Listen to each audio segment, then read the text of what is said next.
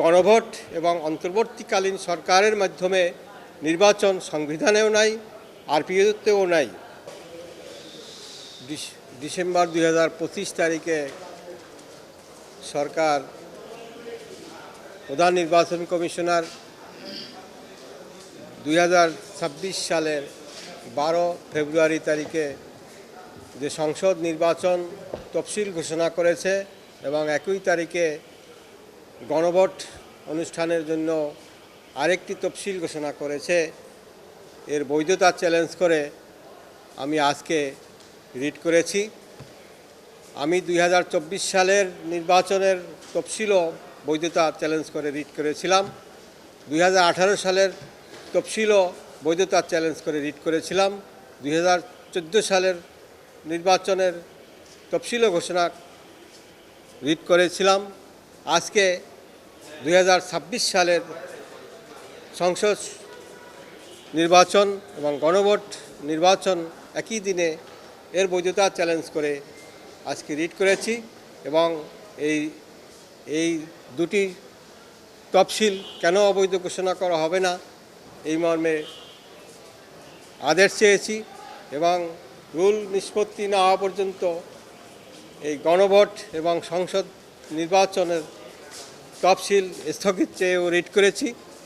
এখানে আইনি যুক্তি হইল আমাদের গণপ্রজাতন্ত্রী বাংলাদেশ সরকারের সংবিধানে কোথাও গণভোটের বিধান নাই এবং অন্তর্বর্তীকালীন সরকারেরও কোনো বিধান নাই এবং যে কোনো সাংবিধানিক বিষয়ে নির্বাচন অনুষ্ঠান করতে হলে সংবিধানে থাকতে হবে এবং রিপ্রেজেন্টেশন পিপলস অর্ডার 1972 যেটা আরপিও সেখানেও থাকতে হবে। কিন্তু গণভোট এবং অন্তর্বর্তীকালীন সরকারের মাধ্যমে নির্বাচন সংবিধানেও নাই, আরপিওতেও নাই। একমাত্র নির্বাচিত সরকার বা তত্ত্বাবধায়ক সরকার ব্যতীত সংসদ নির্বাচন পরিচালনা করতে পারে না।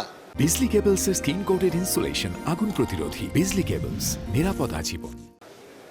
আমরা জানি যে তত্ত্বাবধায়ক সরকার সুপ্রিম কোর্টের রায়ে বাতিল হলেও এটা effect of repeal general clause act এর সেকশন 6(6)(a) এবং 7 ধারা অনুযায়ী ইফেক্ট অফ রিপিল যেহেতু হয়নি, এখন পর্যন্ত তত্ত্বাবধায়ক সরকারের মাধ্যমে সংসদ নির্বাচন হতে পারে।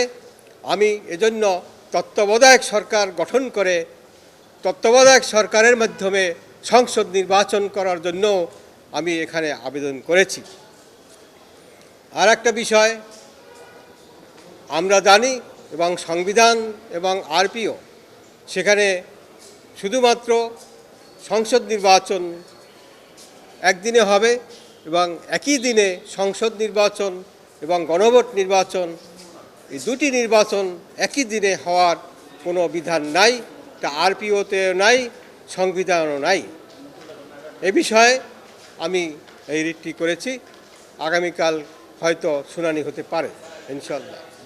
তত্ত্বাবধায়ক সরকার বাতিল হয়েছে 2011 সালে এবং সেটি সুপ্রিম কোর্ট অবৈধ ঘোষণা করেছে এক রায়ে, কিন্তু সংবিধানে এখনও সংসদ মাধ্যমে পাশ হয়নি, সন্নিবেশিত করা হয়নি এবং জেনারেল ক্লজ অ্যাক্ট ধারা 6, 6(6)(a) and 7 অনুযায়ী ইফেক্ট অফ রিপিল তত্ত্বাবধায়ক এবং অ্যাপিলেট ডিভিশনের সিদ্ধান্ত মতে তত্ত্বাবধায়ক সরকারের মাধ্যমে এখনও নির্বাচন হতে পারে। জেনারেল ক্লজ অ্যাক্ট অনুযায়ী সেকশন 6(6)(a) 7 এবং উচ্চ আদালতের সিদ্ধান্ত মোতাবেক এটি তত্ত্বাবধায়ক সরকারের মাধ্যমে নির্বাচন এখনও করতে পারে এবং তত্ত্বাবধায়ক সরকার এখনও গঠন করতে পারে। কিন্তু অন্তর্বর্তীকালীন সরকার কোনো অবস্থাতেই কোনো আইনেই নাই নির্বাচন পরিচালনা করা। সংবিধানের 31 অনুচ্ছেদ আইন ছাড়া কিছু করা যাবে না। আপনারা বলেন কোন আন্ডার হোয়াট ল অন্তর্বর্তীকালীন সরকার নির্বাচন করতেছে, আন্ডার হোয়াট ল গণভোট করতেছে অন্তর্বর্তীকালীন সরকার? কোনো আইন নেই।